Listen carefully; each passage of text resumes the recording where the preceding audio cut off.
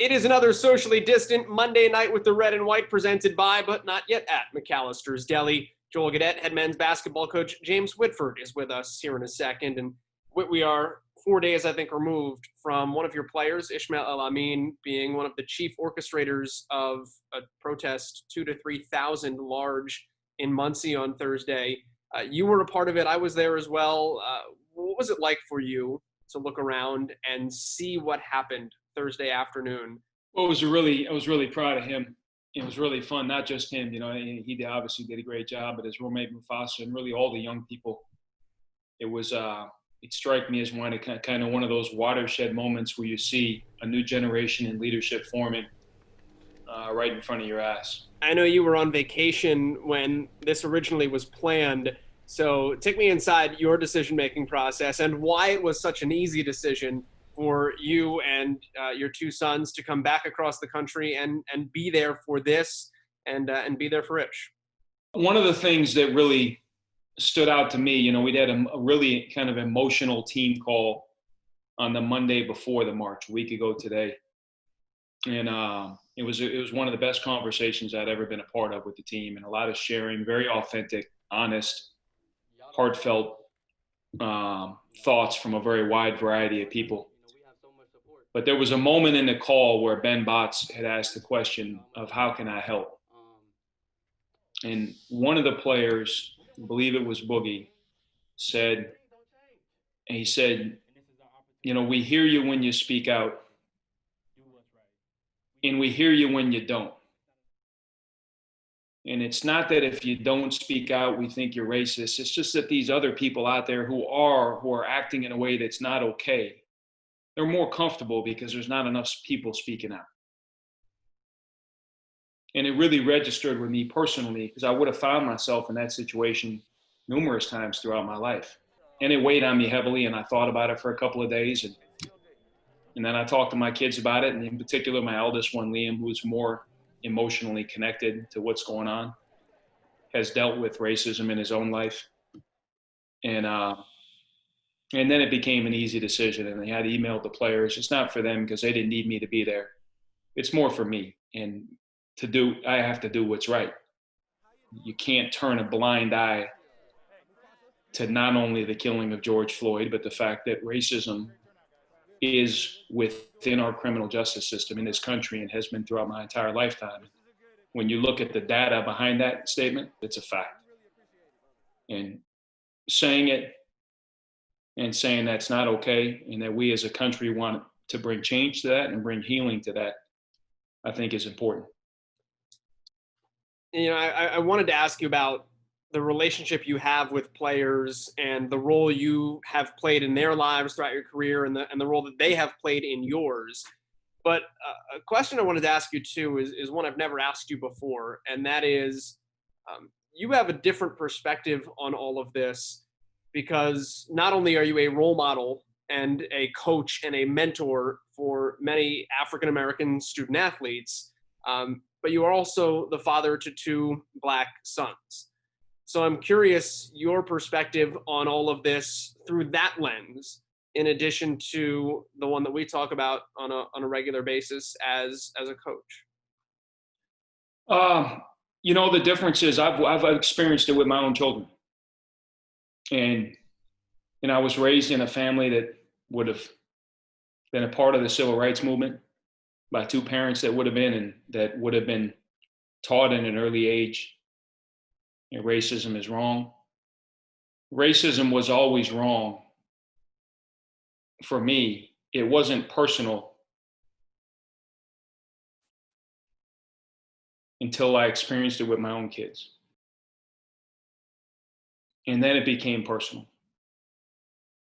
And so I probably do have a little bit of a different lens.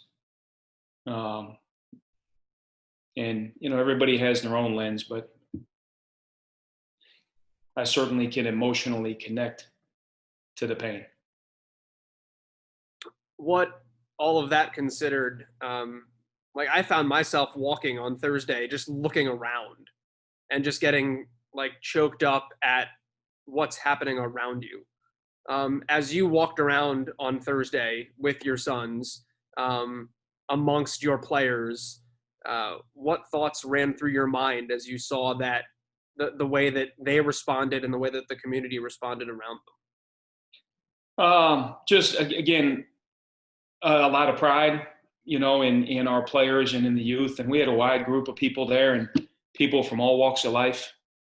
And you don't have to have a certain political bent to know that racism is wrong. You can think one thing politically and think racism is messed up. And I was proud of that kind of bringing together and just speaking up on not politics, but on racism. Let's address it for what it is and deal with it, because that's across political spectrums. It's something that is ever present. And I think you had that kind of term silent majority, which gets thrown around. It just struck you as around the country, there's a silent majority that's tired of it. And obviously the George Floyd death, incredibly tragic and horrific, and in no part minimizing that. But it goes a lot deeper than George Floyd. It's a systemic problem for a long time. And I think the culmination of all of it has just brought the weight upon our country in a way that you see so many people speaking out. And it's a great thing to do. And it was great to see within Muncie the leaders that organized it. You had the chief of police marching, you had the mayor of Muncie there, you had the president of the university there. It was done in a peaceful and yet forceful way. It was a great example of, democracy bringing about change. What did that Zoom call on Monday do for you as well? Just to see maybe your players interact with each other in a way that they wouldn't have otherwise. I mean, I'm sure they talk about things like this in everyday situations, but to be brought together as a group and almost forced to talk about it in a way that helps them grow as adults had to have been an interesting thing to witness. It was very interesting. And it was what really struck me as I reflected upon the phone call after it had happened was just the authenticity of everybody speaking, the sincerity of everybody in the group, the hurt that everybody felt. And it was just one of those really honest moments. And the sincerity of the group, of everybody on the call, in asking, how you feel, how can we help, what does this mean for all of us? And then let's be the change we want to see in the world. It starts within our own team. Let's all try to do better. And then let's see what ways we can make an impact. And that's an ongoing conversation within our own team. But I do think it's incumbent upon all of us to kind of capture the moment and be the change we want to see in the world, starting with us. On that note, I think it was actually Jeff Bowles at Ohio, who was one of the first coaches in the country to say, hey, listen, I talked to my team and like 60% of them were not registered to vote. That's going to change. In your position now, and I know you've always been very active with your team. I know years ago you took them all as a unit to go see Selma when the movie came out. You've been very proactive in areas like this. What are the steps forward now with this group?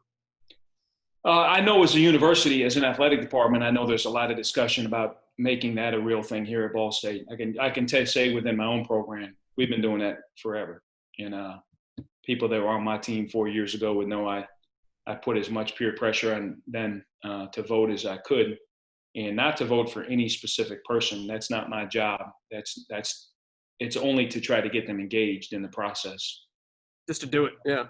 Just to do it. And I tried to get, and we had a wide variety of spectrum of who people voted for, which is good. That's healthy. And so it's not about that. What it is about is getting engaged in the process. And again, being the change you want to see in the world. It starts with yourself. And so we've done that within our own program quite a bit, and we certainly will continue to do it, and hopefully be something the athletic department is behind. And I think hopefully as a country, just, we have about 50% voter participation, and that's not good enough.